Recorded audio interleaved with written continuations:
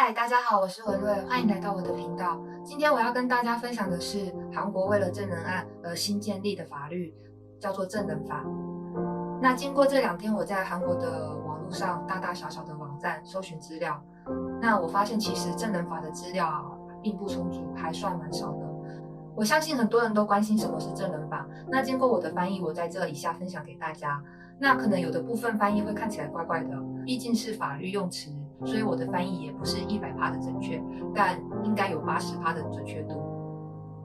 我尽力了，那么我们往下看吧。